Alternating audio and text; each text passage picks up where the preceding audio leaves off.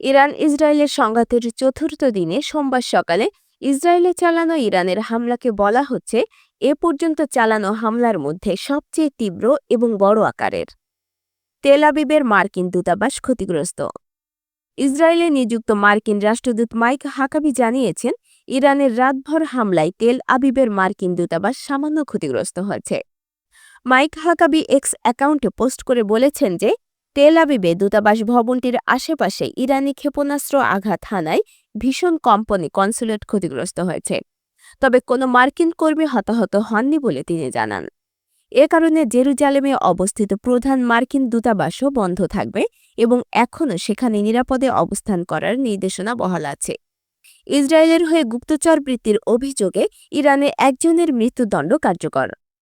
ইরানের বিচার বিভাগের মিডিয়া সেন্টার মিজান জানিয়েছে, ইসরায়েলের জায়নিস্ট শাসন ব্যবস্থার পক্ষে গোয়েন্দা সহযোগিতা ও গুপ্তচর বৃত্তির অপরাধে এক ব্যক্তির মৃত্যুদণ্ড কার্যকর করা হয়েছে।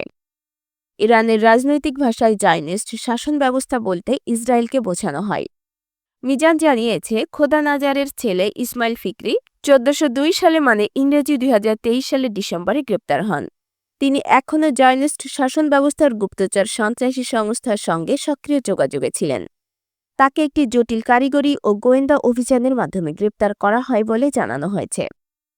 ইসরায়েলে ইরানের হামলার পরের ছবি। সোমবার ভোরে ইরানের ক্ষেপণাস্ত্র হামলার পরে তোলা ছবিতে দেখা যাচ্ছে তেল আবিবে উদ্ধারকর্মীরা ধ্বংসস্তূপের মধ্যে অনুসন্ধান চালাচ্ছেন।